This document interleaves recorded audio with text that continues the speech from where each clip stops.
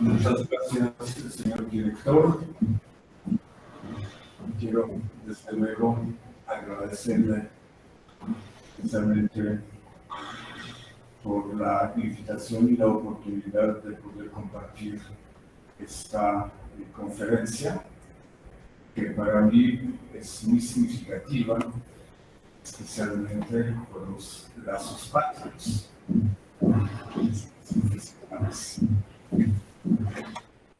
Señor embajador, señores académicos, presentes y invitados esenciales, muchas gracias por su compañía. El tema, aunque aparentemente muy fácil, es sumamente complejo, porque precisamente Henryk Sienkiewicz, premio Nobel 1905, nos exige de cierto modo profundizar la historia de Polonia. Ese marco es absolutamente indispensable para poder entender su creación y la intencionalidad de su escritura. Polonia oficialmente está reconocida a partir de 1966, cuando el príncipe Mstislav recibe el bautismo y el país entra a la cultura cristiana. Eso tiene mucho que decir, porque tradicionalmente se puede subrayar que la existencia de Polonia está estrechamente relacionada con la religión católica. Y en este sentido, la primera dinastía Piast continuaba esas proyecciones, a pesar de muchos inconvenientes feudales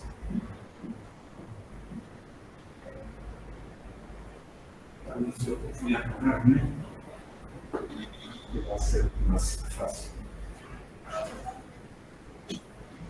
Y a pesar de las invasiones de los tártaros, alemanes, prusos,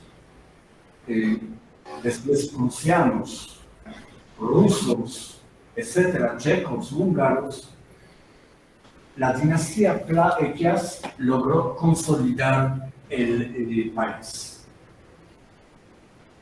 La última reina de los Piast es Santa Edufigis, quien se casa con el gran duque de Polonia, de Lituania, Ladislao. Se hace una unión personal y a partir de ese momento los dos países son un solo país, el Reino de Polonia. Polonia se vuelve el país más extenso de Europa. Durante la época de los Jagiellones, la nueva dinastía, crece, vive la época del siglo de oro. Entre otras, precisamente se fortalece la Universidad Jagiellona de Cracovia, donde estudió, entre otras, Copérnico, Juan Pablo II, y en la época del rey Segismundo, precisamente esas tierras extensas, desde el mar Báltico hasta el Mar Negro, garantizan una visión espectacular política o geopolítica. Acá tenemos una muestra del Castillo Real de Cracovia, una de las salas, la corte del castillo, en el estilo precisamente renacentista, Luis Isidro de Oro, y la extensión del país. Ahí pueden ustedes observar el Gran Ducado de Lituania, el Reino de Polonia como una unidad. También en esa época Moldavia perteneció a Polonia. Pueden ver precisamente esa gran extensión inimaginable hoy. Bien.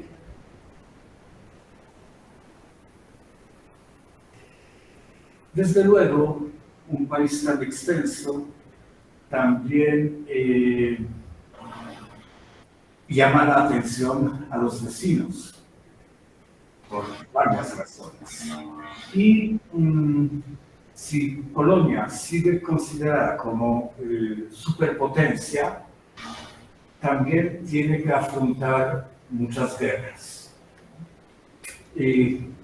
Todo esto se va a reflejar en las novelas, entonces no me extiendo mayormente.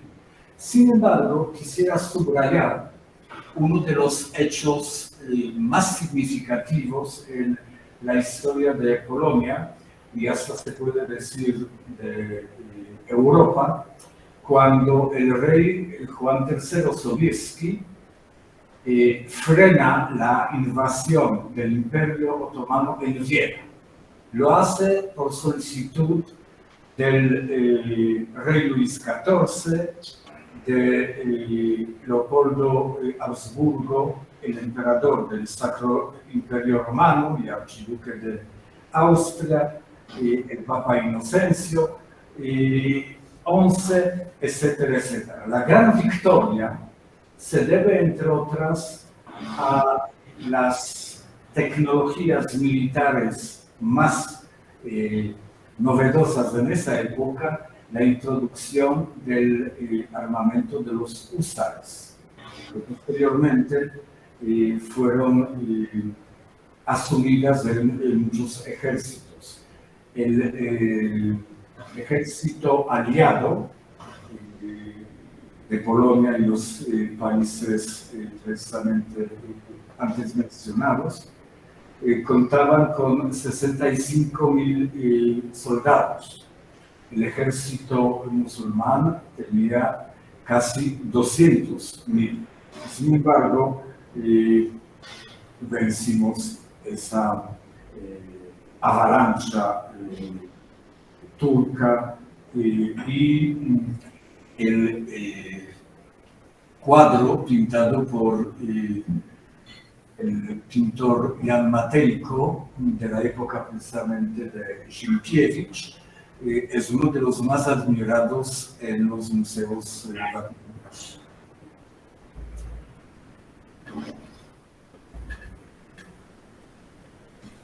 Otro gran fenómeno histórico fue la Constitución 3 de mayo de 1791. Es la primera constitución democrática en Europa, antes de la francesa, y solamente cede en la cronología a la Constitución de los Estados Unidos. Desde luego, refleja todo un cambio sociopolítico proyectado para el país, que no gustó a los vecinos, y sirvió de pretexto también para las invasiones. Ocurre el triste reparto de Polonia. El imperio ruso ocupa en 1772 92.000 kilómetros cuadrados, Austria 83 y Prusia 36. Acá pueden ver precisamente la invasión de los imperios vecinos y el primer reparto. Viene pocos años después el segundo reparto, otra vez se va reduciendo el país, y el tercero en 1795. Desde luego, todos los repartos despertaban las críticas de otros países. Francia, Inglaterra estaban sorprendidos, España, por la actuación en contra de las leyes internacionales establecidas, y se crearon unos precedentes sumamente peligrosos y con consecuencias posteriores para Europa. Henryk Sienkiewicz era ético del cristianismo. Nació precisamente acá tenemos la imagen de la Casa Quinta, donde nació en Wola Okrzejska en 1846, en una familia noble, pero acá quisiera también aclarar.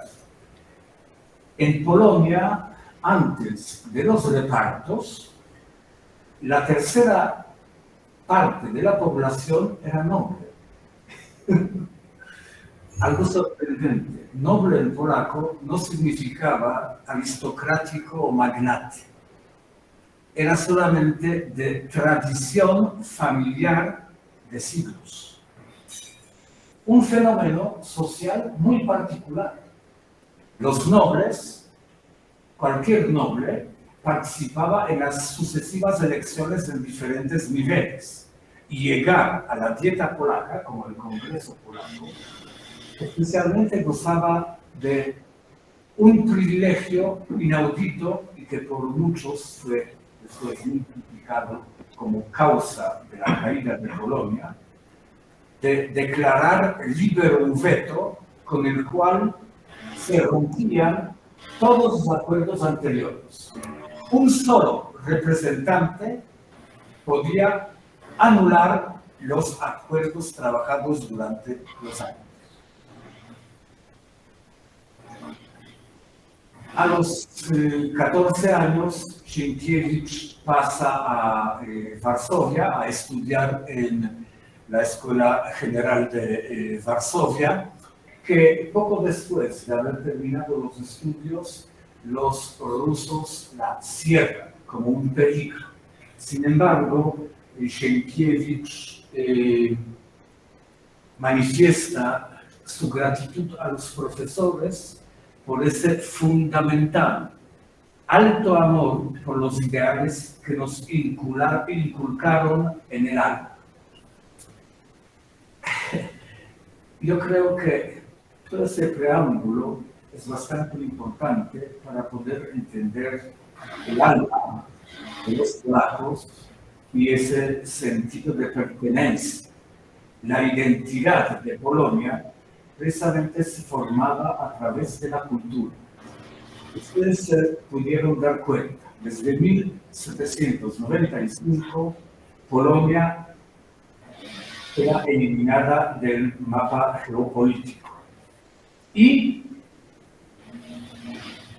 la lengua y la fe son esos pilares de la identidad polaca. Desde luego, toda la cultura versa en recuperar la tradición del país, tradición gloriosa, porque Polonia no conquistaba, sino se aliaba. Es un ejemplo, entre otras también, en la política internacional poco divulgada. Por eso pienso que vale la pena subrayarlo. Porque no eran conquistas permanentes, sino más bien acuerdos y las alianzas.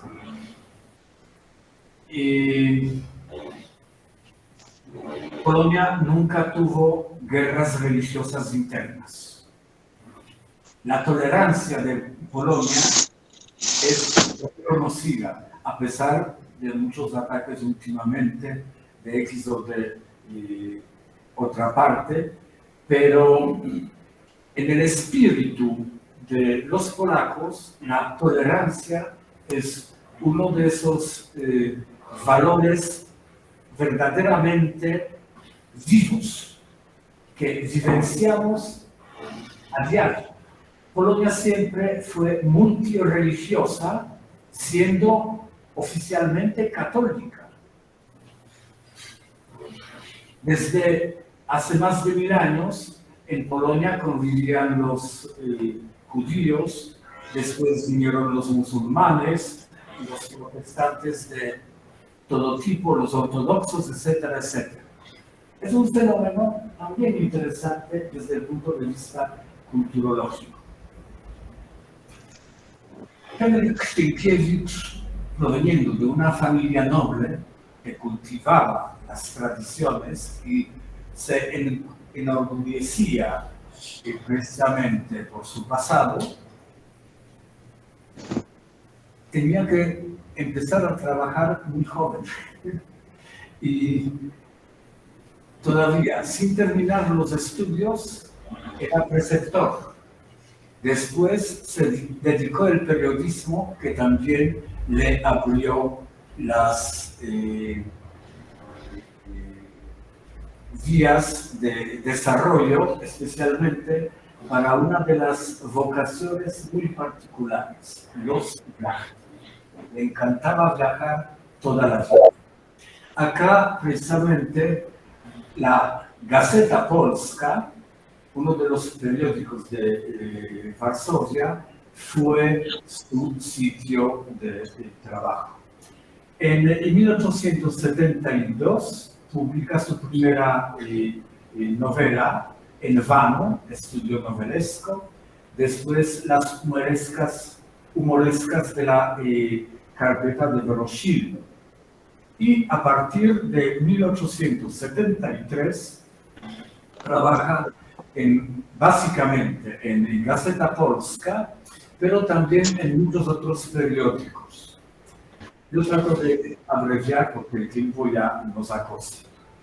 En 1882 ya era director y fundador del diario Palabra, que le otorgó fama internacional gracias a la carta abierta que dirigió al emperador alemán Guillermo II, donde rechazaba la presión de germanización en las tierras polacas ocupadas por Rusia. Luego también fue un gesto político muy importante cuando en 1905 publica la carta abierta a la redacción del diario Rus en Petersburgo, protestando precisamente por todo tipo de acciones de violencia ejercida por los rusos. Y vale la pena también subrayar que además, y eso fue una labor permanente, Henryk Sienkiewicz tenía un profundo sentido de liderazgo social. Organizaba diferentes comités, fundaciones de apoyo para los artistas, para los investigadores, para los más pobres, proyectaba la imagen de Polonia a nivel internacional permanentemente, entre otras, junto con Paderewski, cuando estalla la Primera Guerra Mundial, crea un comité de ayuda para las víctimas en Polonia. Bueno, pasemos entonces al tema principal. Fueron las cartas del viaje a América, publicadas en Gazeta Polska, durante 1876 y 1878, junto con otros polacos eminentes, entre otras la gran actriz Wojciechowska, que es fama del teatro norteamericano, una vedette, viaja y durante casi 3 años escribe sobre sus viajes, sus impresiones y hace análisis de ese continente, gran país que suena en Europa como de tierra prometida, la gran promesa. Hay muchos otros textos que podríamos enumerar, ya el tiempo no nos permite, después el texto va a ser publicado, podrán leerlo. Pero me gustaría por lo menos dar una muestra de, como cita de un cuento Sager, dedicado al problema de los indios en los Estados Unidos. Es uno de los cuentos americanos y posiblemente el mejor de ellos. La historia se desarrolla en Antelope, un pueblo ficticio en Texas, construido por unos colonos alemanes en el terreno de una antigua aldea india, Chiavata. Chiavata solía ser la capital de la comunidad india de los Black Snakes. Los colonos alemanes no podían entender por qué los indios no quisieron adaptar su civilización y respondieron no con la debida gratitud, sino con la lucha, arrancándoles la cabellera. Los colonos alemanes reaccionaron destruyendo el pueblo y matando a la tribu entera. Después construyeron ahí un pueblo nuevo, en el mismo lugar donde mataron a los indios, edificaron una iglesia y un edificio de una institución filantrópica donde predicaban amor al prójimo. La obra indudablemente es una muestra de la gran ironía que, además del sentido de humor, siempre caracteriza toda la creación de Sienkiewicz. 15 años después, llega a Antelope un circo y la gran atracción es Sager, anunciado en el programa como el último descendiente de los Black Snakes. Vestido en atavío de un guerrero, Sager canta una canción de venganza y finge romper la gigantesca araña de luces y quemar el circo con petróleo ardiente. La historia del cuento es bastante extenso, pero eso demuestra precisamente el apego a los derechos, a la justicia y, indudablemente, al verdadero amor al prójimo. Sienkiewicz sí hacía declaraciones políticas, pero nunca se amarraba a una u otra tendencia o movimiento, buscaba el equilibrio deseado con la esperanza. Hay muchos cuentos escritos y publicados en esa época. Todos los cuentos, muy temprano, gozaron de enorme popularidad entre los lectores.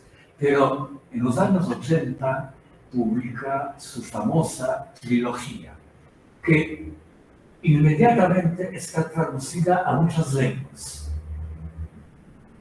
porque describe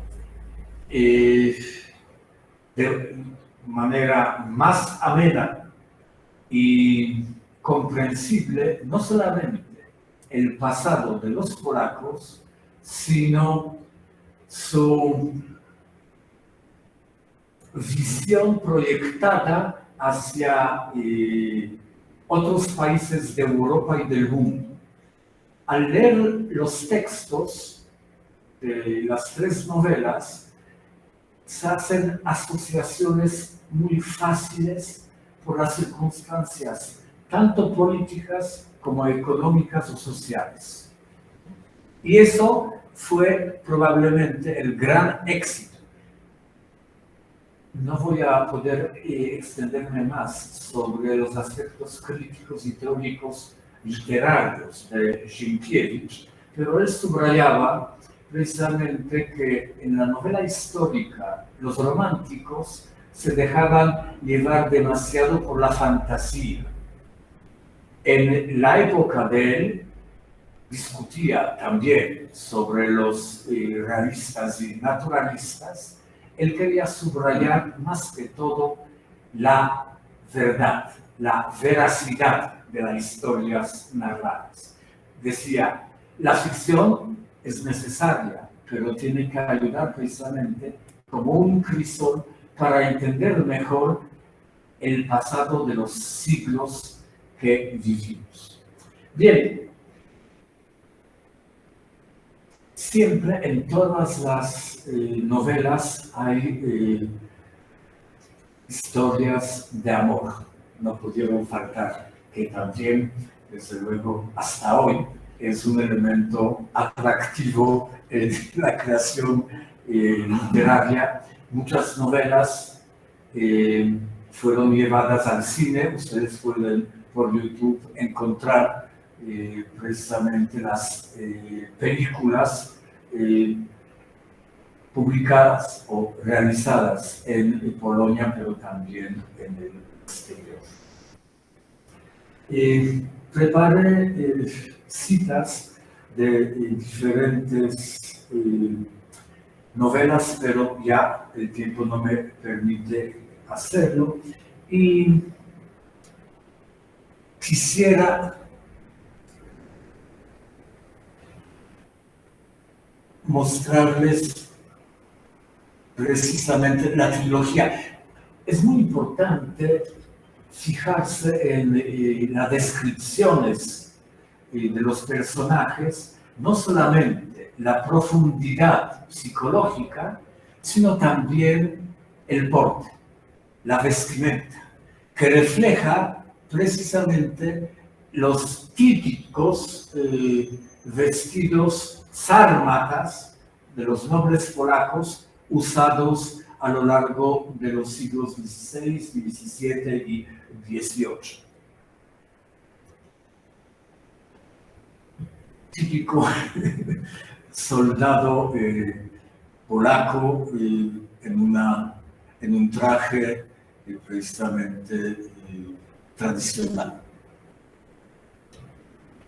A Sangre y Fuego es la segunda novela de la trilogía, perdón, la primera, y se remonta al reino de Juan Casimiro, las guerras de los cosacos. La segunda novela es El Diluvio. Diluvio se llamó precisamente la invasión sueca, que fue bastante fácil porque la mayoría de los nobles precisamente se aliaba al rey Gustavo de Suecia y ocuparon el país muy rápidamente. Hubo dos sitios, pero el principal sitio asediado fue el monasterio de la Virgen Negra. Ese es el monasterio, también fortaleza. Ustedes pueden ver, ¿no?, sus murallas de defensa. Notabene es mi ciudad natal. Y la imagen de la Virgen Negra, que ocupa un papel esencial en la novela y en la historia de Polonia.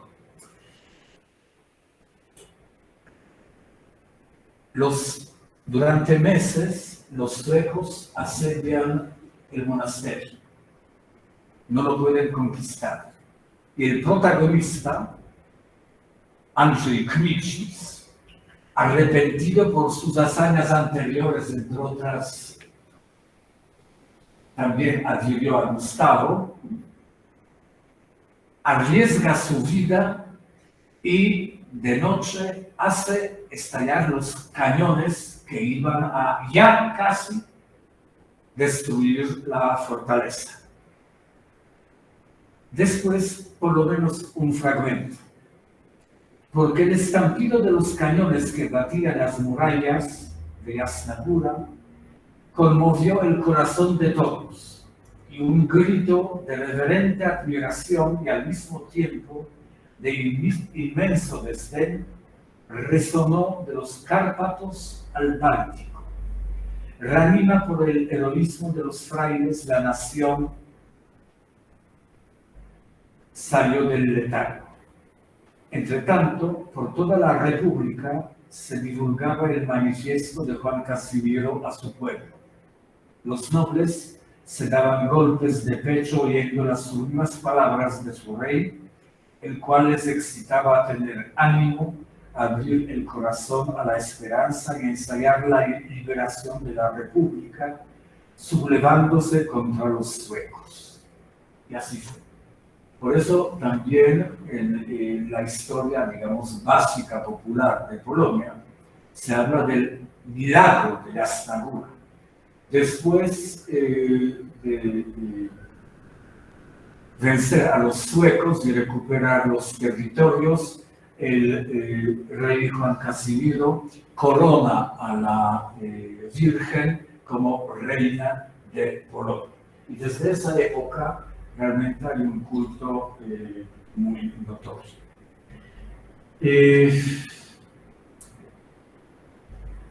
No tenemos tiempo, voy a saltar varias cosas, entre otras la profunda visión de las culturas distintas a las polacas. Porque, por ejemplo, en la trilogía, desde luego, hay mucha interpretación de la identidad, por ejemplo, musulmana.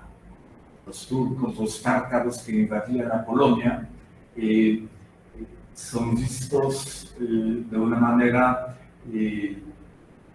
personal, pero con mucha objetividad también. No solamente defienden y cierran los ojos porque lo polaco es lo más importante, ¿no? Reconoce precisamente y lamenta por la sangre derramada. Desde luego, todos los personajes principales, no solamente los protagonistas, se vuelven modelos sociales para la nación. La nación que no existe oficialmente, pero que vive, siente y se desarrolla. El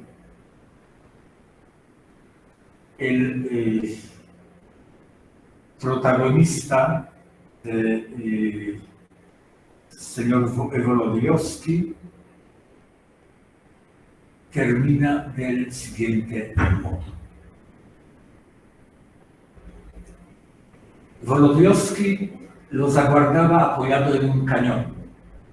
Los saludaron en silencio. ¿Cuáles son las condiciones de la capitulación?, les preguntó. La ciudad no será saqueada. Se respetará la vida de los habitantes y sus haberes.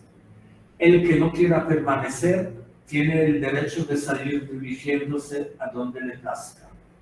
La fortaleza, los comisarios bajaron la cabeza y respondieron: ha sido cedida al sultán para siempre. Don Miguel se quitó el casco, echó una mirada sobre las ruinas, sobre el campo de su gloria, sobre los cadáveres, sobre las murallas, sobre los parapetos y sobre los cañones.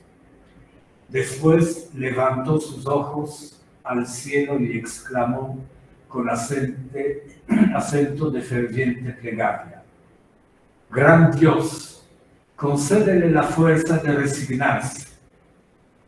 Da la paz a su corazón. Se refiere a su esposa. Estas fueron sus últimas palabras. De pronto tembló la tierra y un estruendo siniestro retumbó en los aires.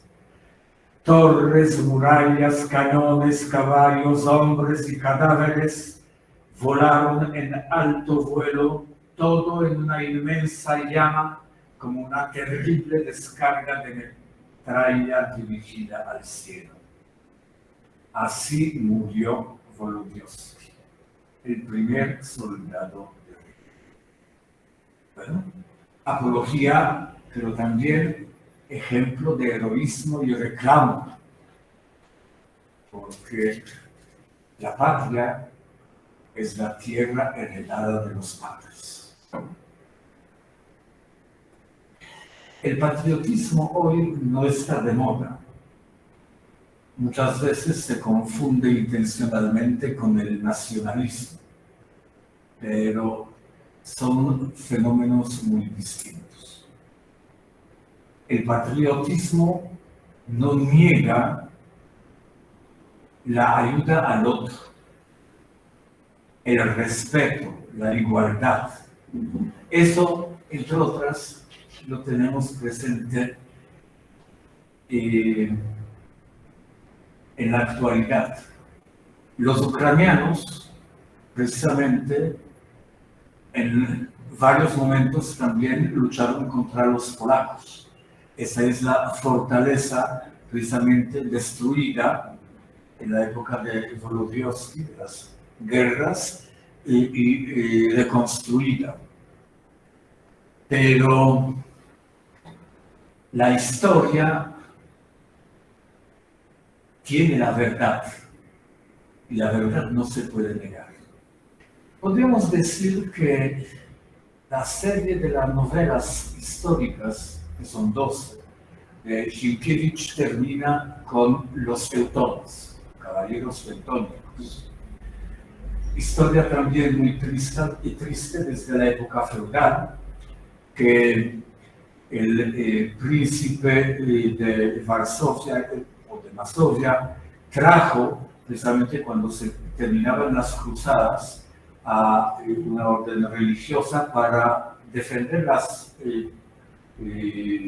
tierras polacas de las invasiones de los prusos.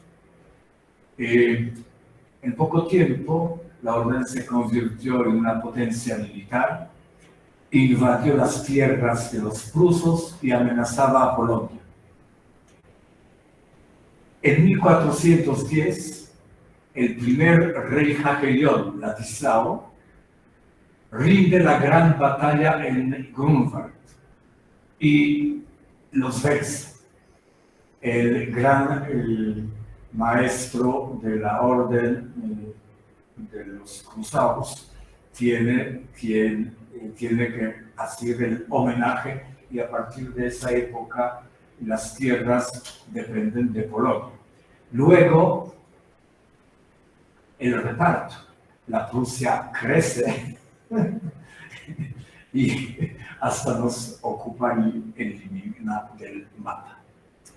Bien, la obra escrita en 1900, que es reconocida dentro de la literatura universal como la más importante, es Quo Vadis, la novela de la época de Nerón y del cristianismo primitivo. Allá también hay una historia amorosa, no tenemos tiempo para entrarnos, pero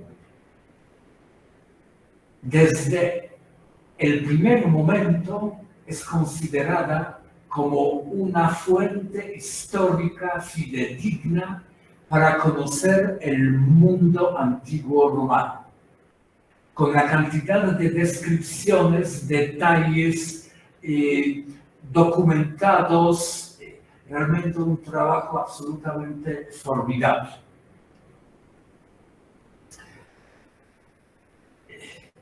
Me permito detener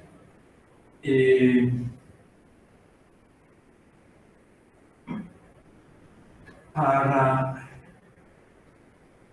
mostrar precisamente esa sensación de imaginación desbordada que transmite Sienkiewicz a través de sus páginas. Petronio despertó a eso de mediodía y, como de ordinario, fatigado, la víspera había asistido a un banquete en casa de Nerón. Hacía algún tiempo que su salud no era buena, su despertar era más penoso, pero el baño matinal y un hábil masaje activaban la circulación perezosa de su sangre y levantaban sus fuerzas tan por completo que del holotechium, último comportamiento de los baños, salía rejuvenecido, con los ojos brillantes y tan lozano que Otono mismo no hubiera podido competir con él. De ahí que se le llamase el árbitro de las elegancias. Al día siguiente, pues, de aquel festín en el cual había discutido con Nerón, Lucano y Séneca sobre el problema de si la mujer tiene o no alma, Petronio se hallaba tendido sobre una mesa de masaje cubierta con blanquísima capa de algas egipcias y dos robustos bañadores, empapadas las manos en aceite, amasajaban sus músculos. Con los ojos entrecerrados, Petronio esperaba que el calor del laconicum, unido al que aquellas manos desarrollaban, penetrase su cuerpo y lo aliviase del cansancio. Bueno, es cuestión de costumbres, precisamente, pero indudablemente casi que presenciamos la escena del ciclista. El incendio de Nerón es bien conocido, en la época de Nerón. Citemos unos fragmentos. Las escenas son bastante extensas y realmente estremecedoras, pero unas muestras. El resplandor de la ciudad incendiada tenía de púrpura el firmamento hasta los confines del horizonte. La luna llena surgió enorme y bien pronto fue de cobre incandescente. En los abismos de aquel cielo rojizo titilaban rojizas estrellas. A la inversa de las noches ordinarias, la tierra estaba más luminosa que los cielos. Roma alumbraba la campaña entera. La sangrienta claridad reproducía a lo lejos las colinas, las casas, las villas y los templos. Entre tanto, el fuego aniquilaba los barrios uno tras otro. Desde las colinas sobre las cuales estaba recostada la ciudad, las llamas, cual las olas del mar, se extendían hacia los valles. El incendio, alimentado por gran cantidad de materia inflamables, producía ahora una serie continua de explosiones.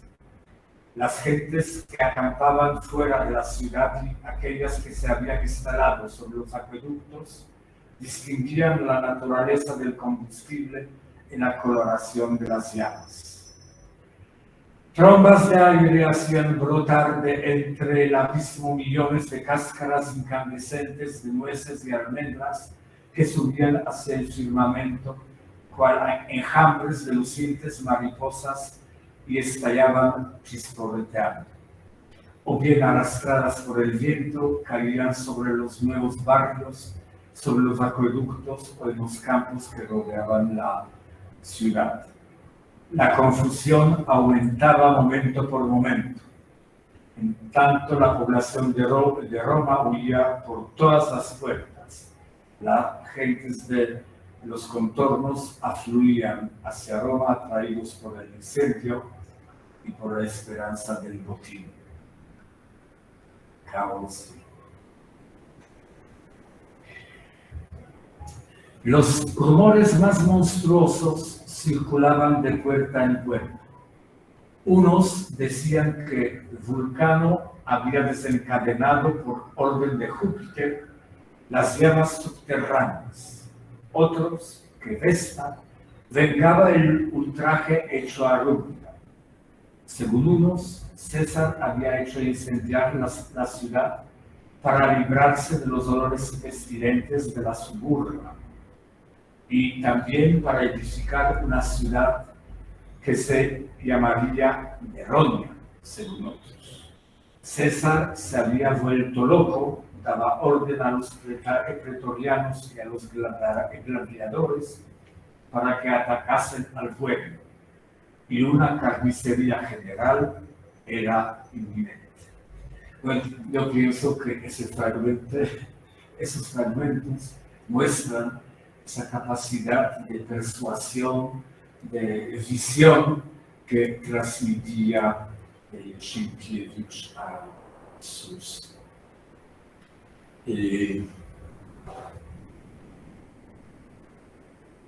desde luego hay muchos elementos muy llamativos relacionados con la vida de los primeros cristianos, acá las famosas antorchas humanas de Nerón.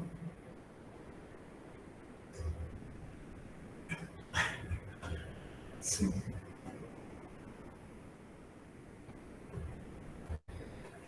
Pero la última novela que publicó es fruto de sus viajes al África. En polaco w pustyni i w puszczy, también traducida desde luego con muchas ediciones en español, a través del desierto y de la selva, donde unos jovencitos, Staś y Nel, atraviesan el desierto de Sahara expuestos a muchos ataques, toda una historia precisamente con infinitas intrigas hasta que llegan a salvarse. Y es una obra clásica en la literatura infantil polaca, probablemente la más importante, pero también en la europea. Acá la foto de Sienkiewicz en Safari. Ya al final de su vida, poco tiempo después. Y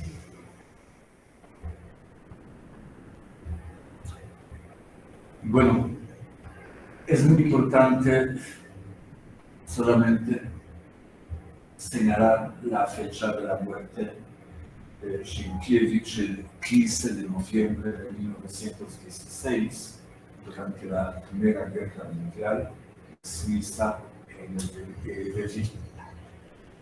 Desde luego, la divulgación de su obra despertaba entusiasmo, también el patriotismo. Un comité, precisamente en 1901, ofrece ese palacete a Sienkiewicz como manifestación de gratitud nacional. No olvidemos que Polonia no existe. Eso es allí, Suiza, y la Gazeta Polska, desde luego donde comenzó su trayectoria literaria, también anuncia, ese es el número del prólogo precisamente de Sienkiewicz. Y está enterrado en Suiza, pero en 1924, cuando ya Polonia recuperó su independencia en 1918. Sus restos están trasladados a la Catedral de San Juan en Varsovia. No alcancé a comentar desde el punto de vista crítico teórico muchos aspectos de la creación del Premio Nobel, pero 2005 o 1905. Es que, ¿sabe? Por la cercanía que le tengo. Ya 120 años, sí. Disculpen. La admiración por Sienkiewicz sigue creciendo en algunos momentos. Yo pienso que, así como hace 15 días, inaugurando ese ciclo de Nobel, nuestro académico bibliotecario, doctor Álvaro Rodríguez Gama, cuestionó por qué se olvidan algunas creaciones de los Nobel y por qué otras siguen vivas. Yo pienso que esa tradición precisamente de Sienkiewicz sigue siendo viva. Ejemplo, el solo hecho de que siguen editándose de forma numerosa sus obras, de que están llevadas sus novelas al cine, demuestra que mantiene el interés por la grandiosidad de su visión y la magnanimidad de su corazón. Muchas gracias.